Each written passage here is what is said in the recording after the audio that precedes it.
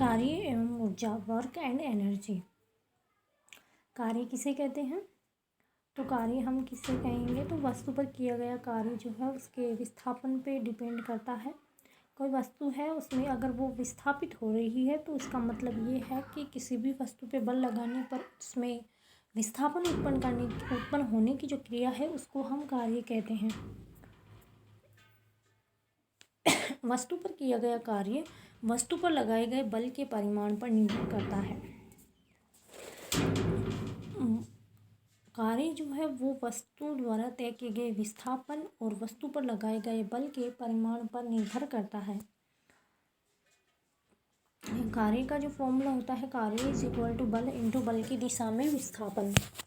कार्य का अंतर्राष्ट्रीय मात्रक जो है वो जूल होता है।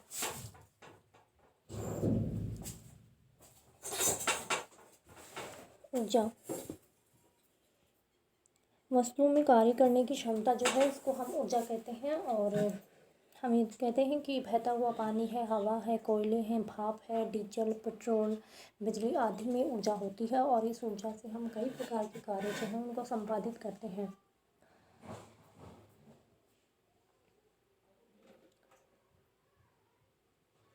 कार्य और ऊर्जा जो है वो एक दूसरे के तुल्य है, इसलिए ऊर्जा का अंतर्राष्ट्रीय मात्रक भी जूल है। ऊर्जा कई रूप होते हैं और यांत्रिक ऊर्जा के अंतर्गत गतिज ऊर्जा, स्थितिज ऊर्जा को शामिल किया जाता है। यांत्रिक ऊर्जा, गतिज ऊर्जा और स्थितिज ऊर्जा को सम्मिलित रूप से यांत्रिक ऊर्जा कहते हैं। बहता हुआ पानी जो है कई वस्तुओं को अपने साथ दूर तक बहाकर ले जाता है। बहती हुई हवा भी वस्तुओं को उड़ा ले सकती है। हवा की ऊर्जा से पवन चक्की चला सकते हैं। गति करती हुई गेंद दूसरी गेंद से टकराती है तो उसे भी गति करा देती है। ये जो है ये गतिज ऊर्जा के एग्जाम्पल हैं। जिन वस्तुओं में गति के कारण कार्य करने की क्षमता होती है वो जो है वो गतिज ऊर्जा कहलाती है। वस्तुओं में गति के कारण कार्य करने की क्षमता होती है जिसे गतिज ऊर्जा कहते हैं। स्थितिज ऊर्जा क्या है? ऊंचाई से गिरते हुए पानी को टरबाइन पर गिराकर उसे घुमाया जाता है तो गुलेल के रबड़ में पत्थर रखकर उसे जब खींचकर छोड़ते हैं तो पत्थर को गति मिलती है। इसी प्रकार तीर कमान में कमान को खींचकर छोड़ने पर तीर में भी गति होती है। इसलिए हम कह सकते हैं कि स्थिति या आकृति में परिवर्तन के कारण भी वस्तुओं में ऊर्जा होती है। एक स्प्रिंग होता है, स्प्रिंग में भी गति होती है। स्प्रिंग स्थितिज ऊर्जा होती है। स्प्रिंग में जब उसको दबाते हैं तो वो दब जाती है और उसकी आकृति में परिवर्तन हो जाता है। इस कारण उसमें कार्य करने की क्षमता संचित हो जाती है, फलस्वरूप में चलने लगते हैं। जब वस्तु की स्थिति या आकृति में परिवर्तन किया जाता है तो उसमें एक प्रकार की यांत्रिक ऊर्जा जो है वो संचित हो जाती है जिसको हम स्थितिज ऊर्जा कहते हैं। जैसे बांध के पानी से टरबाइन चलाकर हम बिजली बनाते हैं। और स्प्रिंग घड़ी का आंतरिक भाग है, तीर कमान है, गुलेल है, ये जो है यांत्रिक स्थितिज ऊर्जा के एग्जाम्पल हैं। इसलिए हम कह सकते हैं कि यांत्रिक ऊर्जा के दो रूप होते हैं, गतिज ऊर्जा और स्थितिज ऊर्जा। जो गतिज ऊर्जा है वो उसमें यांत्रिक ऊर्जा में गतिज ऊर्जा, स्थितिज ऊर्जा दोनों आती हैं। वस्तुओं में गति या स्थिति के कारण जो ऊर्जा होती है उसको हम यांत्रिक ऊर्जा कहते हैं। जैसे जल, पवन, गाड़ी, गेंद, ये जो है उनमें गति के कारण ऊर्जा आती है।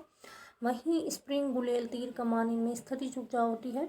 उष्मा ऊर्जा, जलती हुई वस्तु या गर्म वस्तु में निहित ऊर्जा, कोयले की उष्मा से इंजन चलाना, पेट्रोल या डीजल इंजन से वाहन चलाना। रासायनिक ऊर्जा, ईंधन में निहित ऊर्जा, सेल व बैटरी में रासायनिक ऊर्जा ही विद्युत ऊर्जा में बदलती है। सभी प्रकार के ईंधन जो है वो इसके एग्जाम्पल है। प्रकाश ऊर्जा, सूर्य अथवा बल्ब इत्यादि के प्रकाश में निहित ऊर्जा। धूप से वस्तुएं गर्म होना, सौर सेल से विद्युत बनाना। विद्युत ऊर्जा, आवेशों के प्रवाह से प्राप्त ऊर्जा, बल्ब से रोशनी करना, विद्युत पंखा, विद्युत मोटर आदि का चलना। चुंबकीय ऊर्जा, चुंबकीय क्षेत्र में निहित ऊर्जा, चुंबक से लोहे की वस्तु में आकर्षण उत्पन्न होता है। ध्वनि ऊर्जा, ध्वनि या कंपन में निहित ऊर्जा, विभिन्न वाद्य यंत्रों के कंपन से प्राप्त ध्वनि। परमाणु ऊर्जा, नाभिकों के विखंडन या संलयन से प्राप्त ऊर्जा, परमाणु नाभिकीय भट्टी से विद्युत का निर्माण। ऊर्जा का रूपांतरण, ऊर्जा जो है उसको एक रूप से दूसरे रूप में बदला जा सकता है। जैसे स्थितिज ऊर्जा है, बांध का पानी, जब बांध में पानी रहता है तो स्थितिज ऊर्जा होती है उसमें। जब पानी का फ्लो होता है तो उसमें गतिज ऊर्जा आ जाती है, बहता हुआ पानी। और फिर टरबाइन पे जब वो गिरता है तो उसमें विद्युत ऊर्जा विद्युत जनरेटर के द्वारा उत्पन्न हो जाती है। विद्युत प्रवाह से उत्पन्न विद्युत ऊर्जा का अन्य ऊर्जाओं में रूपांतरण जैसे विद्युत घंटी में करते हैं, विद्युत मोटर से टंकी में पानी चढ़ाना, बैटरी चार्जर, विद्युत पंखा, विद्युत रेल कारखाने, विद्युत चुंबक, विद्युत हीटर, विद्युत बल्ब आदि में।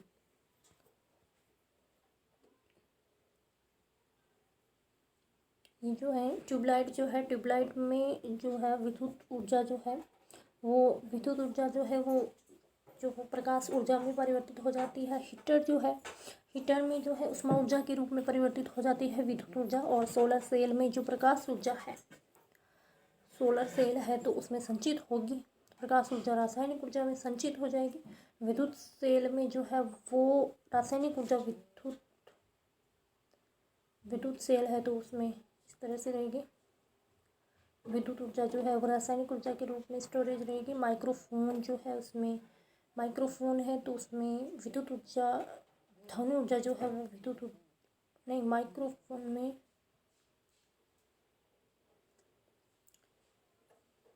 माइक्रोफोन में हम बोलते हैं तो ये ना ध्वनि ऊर्जा विद्युत ऊर्जा में चेंज हो जाएगी। और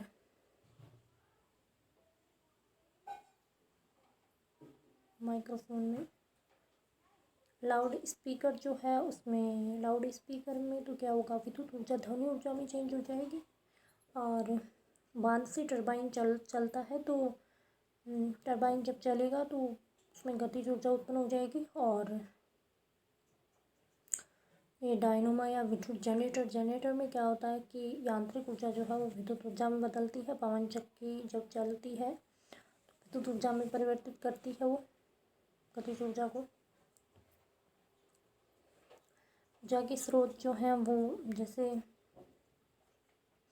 पकाने के लिए हम खाना पकाने के लिए कोयला का उपयोग करते हैं, लकड़ी, केरोसिन, ईंधन, सेल, गोबर गैस आदि का उपयोग करते हैं।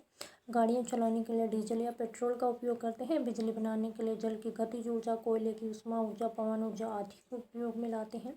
परंपरागत ऊर्जा स्रोत जो हैं उनमें रसोई गैस, पेट्रोल, डीजल, केरोसिन, प्राकृतिक गैस, कोयला, खनिज कोयला आदि पदार्थों को पृथ्वी के गर्भ से निकाला जाता है। और ऐसा माना जाता है कि लाखों वर्ष पहले पृथ्वी की भूगर्भ में हलचल से अनेक जीव जंतु जो थे वो पेड़ पौधे जो थे भूमि के अंदर दब गए थे। और लंबे समय के उपरांत भूगर्भ के अत्यधिक दाब और ताप के कारण ये पेड़ पौधे पेट्रोलियम और खनिज कोयलों में बदल गए और उनको जीवाश्म ईंधन कहते हैं। इन पदार्थों की रासायनिक ऊर्जा को उष्मा ऊर्जा में बदलकर हम उपयोग में लेते हैं। खाना पकाने के लिए लकड़ी का उपयोग करते हैं। हमारे द्वारा प्रयुक्त किए जाने वाले पेट्रोल, डीजल, प्राकृतिक गैस, कोयला आदि जीवाश्म ईंधन, काष्ठ ईंधन, लकड़ी ये जो है ऊर्जा के परंपरागत स्रोत कहलाते हैं। जनसंख्या वृद्धि और विभिन्न क्षेत्रों में हो रहे विकास की मांग की पूर्ति के लिए परंपरागत ऊर्जा स्रोतों का उपयोग जो है वो कंटिन्यूसली बढ़ रहा है। पृथ्वी के गर्भ से निकाले जाने वाले इस प्रकार के ईंधनों का भंडारण धीरे धीरे कम होता जा रहा है। इस प्रकार यदि इनका उपयोग होता रहा तो ये शीघ्र ही समाप्त हो जाएंगे और हमारे लिए जो है ऊर्जा का संकट उत्पन्न हो जाएगा। भविष्य में विश्वव्यापी ऊर्जा संकट से बचने के लिए ये जरूरी है कि ऊर्जा के परंपरागत स्रोतों का मितव्ययतापूर्वक उपयोग करें और ऊर्जा के वैकल्पिक साधन जो हैं उनकी खोज करें। ऊर्जा के स्रोत जो हैं वो पहला जो है परंपरागत ऊर्जा स्रोत होते हैं। परंपरागत ऊर्जा स्रोत में जीवाश्म, काष्ठ ईंधन, लकड़ी ये आते हैं। पेट्रोल, डीजल, प्राकृतिक गैस, कोयला। और गैर परंपरागत ऊर्जा स्रोत या वैकल्पिक स्रोत होते हैं। इनमें सौर ऊर्जा, जल ऊर्जा, पवन ऊर्जा, भूतापीय ऊर्जा, जैव ऊर्जा, महासागरीय ऊर्जा। और जैव ऊर्जा में गोबर गैस भी आती है। फिर गैर परंपरागत या वैकल्पिक ऊर्जा स्रोत जो है सूर्य, पवन, जल, जैव मात्रा, परमाणु भट्टी, महासागर एवं भूगर्भ से प्राप्त ऊर्जा को गैर परंपरागत या वैकल्पिक ऊर्जा स्रोत कहते हैं। और इन स्रोतों का बार बार उपयोग किया जा सकता है, इसलिए इन्हें नवीकरणीय ऊर्जा स्रोत भी कहते हैं। ये कभी समाप्त होने वाले नहीं हैं और इन स्रोतों से अधिकाधिक ऊर्जा प्राप्त करने के लिए भी साइंटिस्ट जो है वो निरंतर रिसर्च कर रहे हैं। सौर ऊर्जा से विद्युत प्राप्त करने और पानी गर्म करने, खाना पकाने आदि के लिए जो भी उपकरण हैं वो मार्केट में उपलब्ध हैं। पवन ऊर्जा से विद्युत निर्माण के लिए अनेक स्थानों पे पवन चक्कियाँ लगाई जा रही हैं। गोबर एवं अन्य जैव अपशिष्ट से बायोगैस संयंत्र लगाने हेतु सरकार द्वारा प्रोत्साहित किया जा रहा है। इसको जैव मात्रा ऊर्जा कहते हैं। नदियों पर बड़े बड़े बांध बनाकर इसके पानी को ऊंचाई से टरबाइन पर गिराया जाता है। टरबाइन जो है वो विद्युत जनरेटर से जुड़ा हुआ होता है, जिससे विद्युत ऊर्जा प्राप्त होती है। इस व्यवस्था को जल विद्युत संयंत्र कहते हैं। इस विद्युत ऊर्जा को बड़े शहरों से लेकर सुदूर गांवों तक विद्युत आपूर्ति हेतु उपयोग में लाया जाता है। परमाणु या नाभिकीय भट्टी से भी विद्युत का निर्माण किया जाता है। इस प्रकार के संयंत्र को परमाणु ऊर्जा संयंत्र कहते हैं। और राजस्थान में चित्तौड़गढ़ जिले के रावत भाटा में परमाणु ऊर्जा संयंत्र से विद्युत का उत्पादन किया जा रहा है। परमाणु ऊर्जा के उपयोग से पनडुब्बी भी चलाई जा रही है। महासागर में आने वाले ज्वार भाटा, तेज लहरों, धाराओं की ऊर्जा को विद्युत में बदला जा सकता है, जिसे महासागरीय ऊर्जा कहते हैं। पृथ्वी के गर्भ में जाने पर तापमान में वृद्धि होती है। इस तापीय ऊर्जा को विद्युत में रूपांतरित किया जा सकता है, जिसको भूगर्भीय ऊर्जा कहते हैं।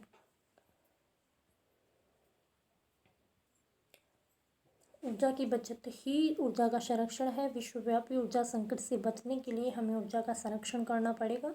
ऊर्जा का मितव्ययतापूर्वक उपयोग करना ही हम सभी का दायित्व है। ऊर्जा की बचत के लिए हमें ऊर्जा संरक्षण के उपाय अपनाने चाहिए। ऊर्जा संरक्षण के उपाय जो है, आवश्यकता होने पर विद्युत के साधनों का प्रयोग करें। जब कमरे में कोई नहीं हो तो विद्युत उपकरणों के स्विच को बंद कर दें। खाना बनाने के लिए सौर कुकर, उन्नत चूल्हे, प्रेशर कुकर आदि का प्रयोग करके ईंधन बचाएं।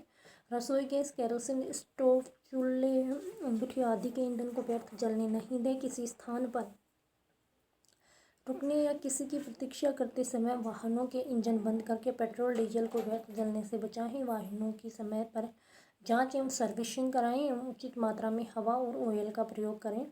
सौर ऊर्जा का अधिकाधिक प्रयोग करके परंपरागत ईंधन को बचा सकते हैं। जैव अपशिष्ट पदार्थ एवं गोबर से बायोगैस बना के काम में लेने से परंपरागत ऊर्जा स्रोतों का संरक्षण किया जा सकता है।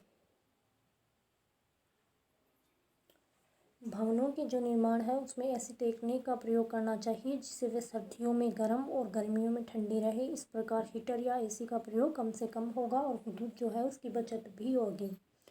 दैनिक जीवन में उपयोगी वस्तुओं के निर्माण में विद्युत या अन्य ऊर्जा का उपयोग होता है, तो इनका मितव्ययता से उपयोग करना चाहिए। घरों एवं प्रतिष्ठानों में साधारण बल्ब या ट्यूबलाइट के स्थान पर एलईडी लाइट्स का प्रयोग करने से बिजली जो है उसकी बचत होती है। किसी वस्तु पर किया गया कार्य जो है उस पर लगाए गए बल तथा वस्तु द्वारा बल की दिशा में तय की गई विस्थापन पर निर्भर करता है। कार्य करने की क्षमता को हम ऊर्जा कहते हैं। कार्य और ऊर्जा दोनों का अंतर्राष्ट्रीय मात्रक जूल है। गतिशील वस्तुओं में गति के कारण जो ऊर्जा होती है उसे गतिज ऊर्जा कहते हैं। जब किसी वस्तु की स्थिति या आकृति में परिवर्तन किया जाता है तो उसमें एक प्रकार की यांत्रिक ऊर्जा संचित हो जाती है, इसे स्थितिज ऊर्जा कहते हैं। यांत्रिक ऊर्जा के दो रूप होते हैं, गतिज ऊर्जा और स्थितिज ऊर्जा। यांत्रिक ऊर्जा ऊष्मा ऊर्जा, प्रकाश, विद्युत, ध्वनि, चुंबकीय, रासायनिक व परमाणु ऊर्जा आदि ऊर्जा के विभिन्न रूप हैं। ऊर्जा को एक रूप से अन्य रूप में परिवर्तित किया जा सकता है। परंपरागत ऊर्जा स्रोत जैसे लकड़ी, कोयला, पेट्रोलियम पदार्थ आदि के अनियंत्रित उपयोग से ऊर्जा संकट उत्पन्न हो सकता है। ऊर्जा संकट से बचने के लिए वैकल्पिक स्रोतों का अधिकाधिक उपयोग करना चाहिए तथा ऊर्जा के दुरुपयोग को रोकना चाहिए होगा।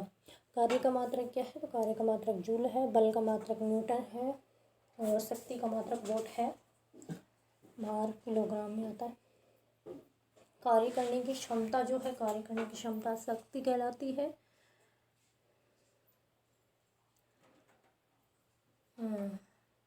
बल जो है, किसी बल कोई भी वस्तु है उसमें किसी वस्तु के बल F = ma होता है और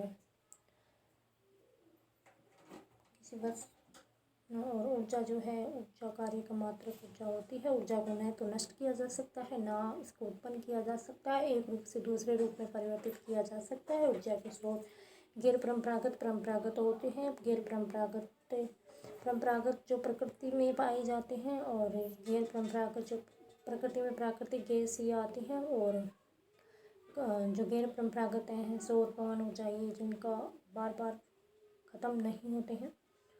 फिर विद्युत ऊर्जा का ध्वनि ऊर्जा में रूपांतरण होता है। तो विद्युत ऊर्जा का ध्वनि ऊर्जा में विद्युत घंटे में हो जाएगा। विद्युत मोटर और विद्युत हीटर। मोटर में तो क्या है कि विद्युत ऊर्जा चलेगी और वो यांत्रिक में बदलेगी, है ना। वस्तुओं में गति के कारण ऊर्जा को गतिज ऊर्जा कहते हैं। गुलेल के रबड़ खींचने से उसमें स्थितिज ऊर्जा संचित हो जाती है। घरों में प्रयुक्त होने वाले विद्युत सेल में रासायनिक ऊर्जा का विद्युत ऊर्जा में रूपांतरण होता है। ऊर्जा का मात्रक जूल होता है। विद्युत ऊर्जा से ध्वनि ऊर्जा में बदलना। विद्युत से ध्वनि में बदलेगा तो विद्युत से ध्वनि में स्पीकर आ जाएगा। विद्युत ऊर्जा से ऊष्मा में बदलना है तो ये हीटर हो जाएगा। फिर यांत्रिक ऊर्जा से विद्युत ऊर्जा, ये डायनेमो घूमेगा तो डायनेमो हो जाएगा। फिर प्रकाश ऊर्जा से विद्युत ऊर्जा, सोलर सेल हो जाएगा। कार्य किसे कहते हैं? किसी कोई वस्तु उसमें विस्थापन के कारण जो ऊर्जा होती है उसको कार्य कहते हैं। वस्तु पर किया गया कार्य उस पर लगाए गए बल और विस्थापन पर निर्भर करता है।